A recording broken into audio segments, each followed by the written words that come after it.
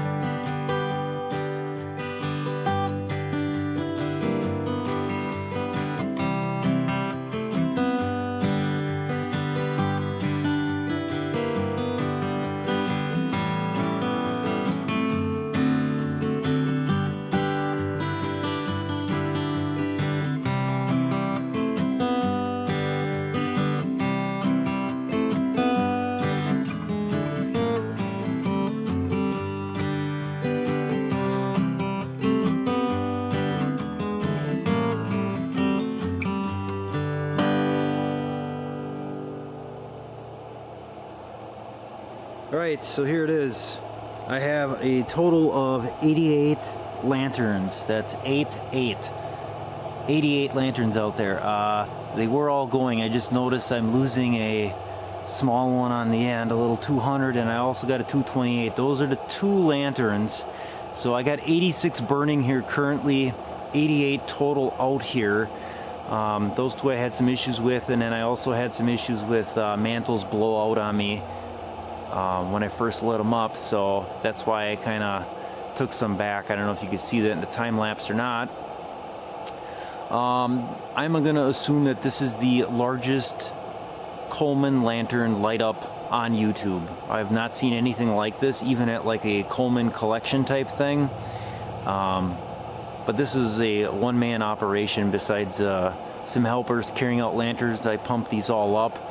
I would say approximately 40 pumps per lantern. So, and there's 88, there's 67, 220, 228, 275, 252 style lanterns, the larger ones. And then there are whatever the remainder is on the smaller ones.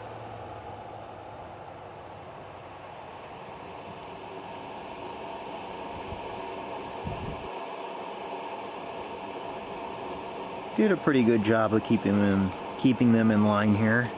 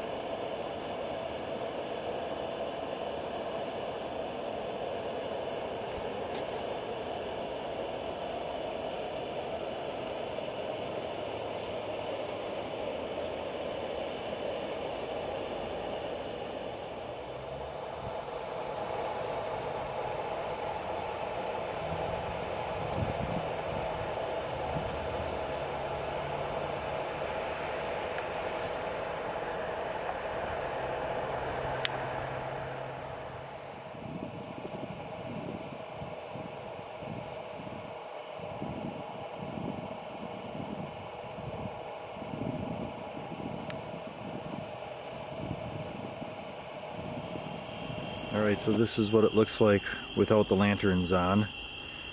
What you're seeing over here to the left of the screen, that's actually the reflection of the neighbor's garage light on the door. And then I do also have flagpole light on. So we are getting a little bit of light from that, but this is what it looks like without the lanterns on, and this is what it sounds like without the lanterns on. And now, let there be light. All right, so let's take a walk around here.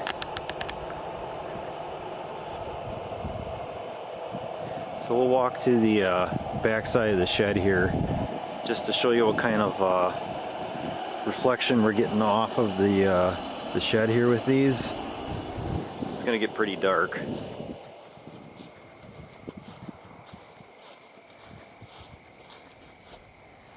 That over there is the neighbor's house. See a little bit there, and then if we back up, you can see it's lighting up that tree quite a bit. Oh, here it is.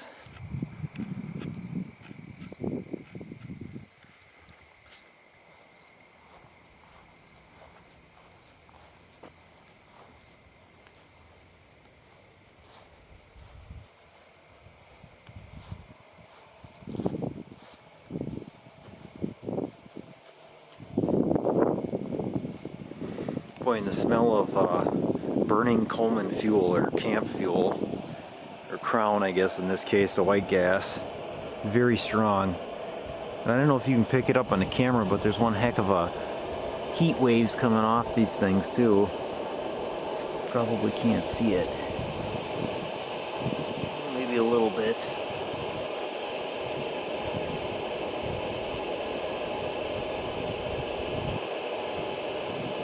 Oh yeah, now you can see it.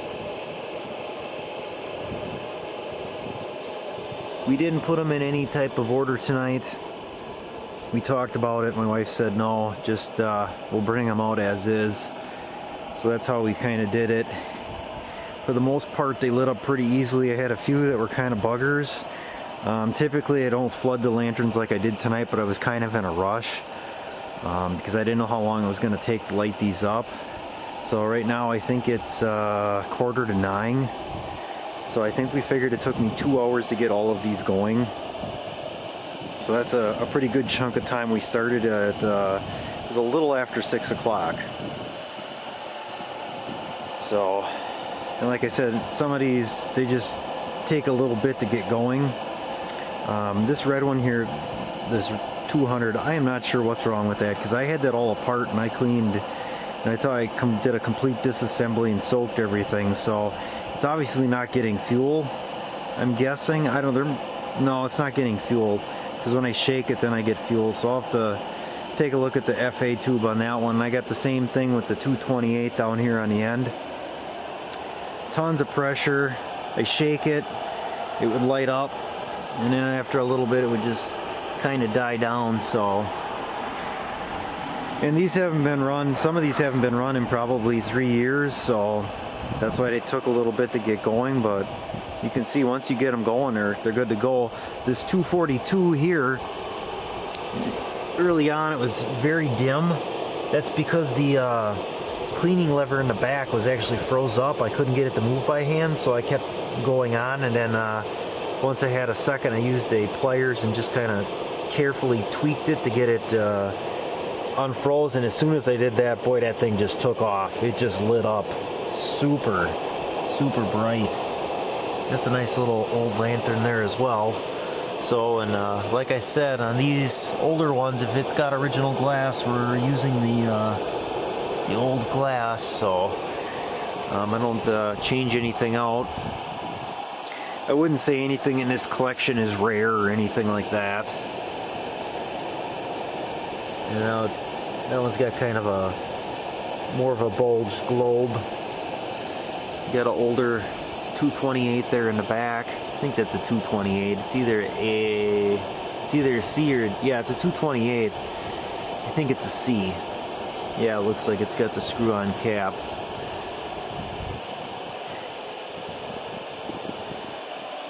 Got a couple with the nickel nickel as well. So I know everyone usually asks me, well, what's your favorite lantern? Honestly, I don't know if I have a favorite. There's some I like for different reasons, but I don't know if I have just one favorite. Here you can see some original glass on that one.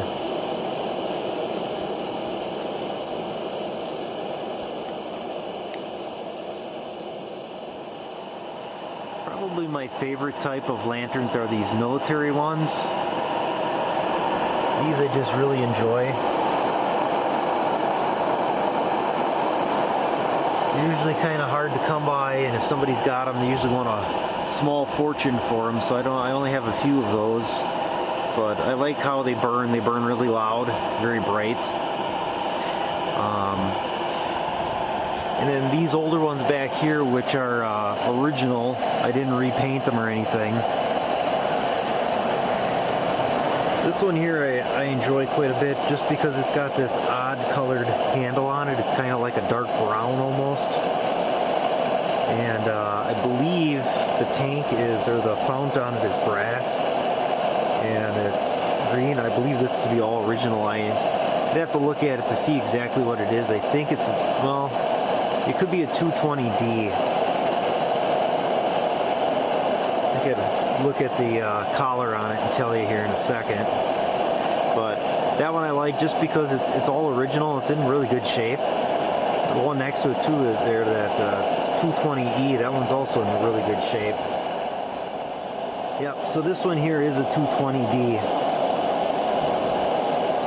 And then the one right next to it, this was one that I restored, and I spent a lot of time on that paint, getting it to look really, really nice. It's dirty now. I took off the collar, I polished that up. I mean, it was like chrome. It's an aluminum, but it looked like chrome when I had it all shined up. All the brass was shined up real nice. I like that one just because it's shined up, and then these three here have amber globes on them, so that's why they look a little more yellow. Probably my least favorite are these 275s. I just don't like them. I don't like the shape of them. I don't like the color. That's brown. But I have them anyway, just to say that I have one, and one's newer, one's older. I think like one's a 275 and one's a 275A.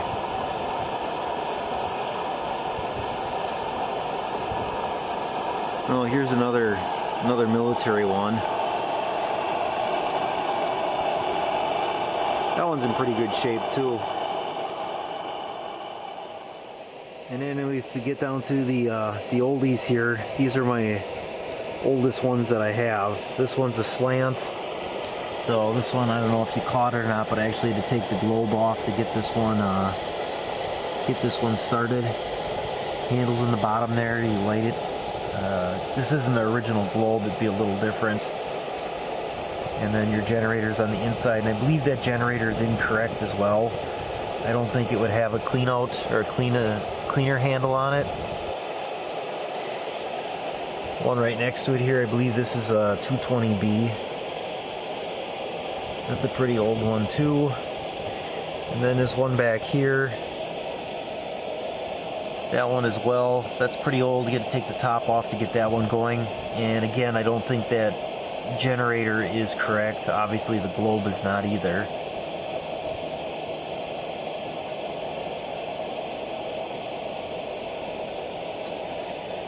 Got quite a few of these 220s here. These are pretty common lanterns. 220K. Alright, so it's 10 o'clock. We're gonna call it a night here. The lanterns on the far right, they've been burning for approximately 4 hours, and then the ones further to the left here and in the front closer to probably 2 hours. But I gotta work tomorrow, so we're gonna wrap it up here. I'm gonna throw it back into time lapse and show the shutting down process here. Also, there should be a link on the screen that'll take you to a video of what it took to get prepared, how many gallons of fuel I had to buy, mantles, all that type of thing. So that's just a short little brief video on what it took to get to this point here. So, all right, let's do the time lapse.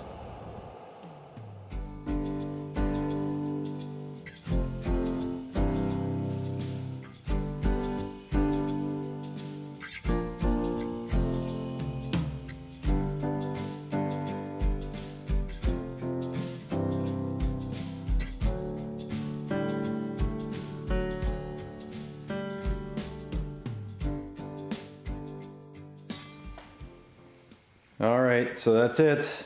That is the entire lantern light up there. I got them in here. I'll have to get them back in the garage again.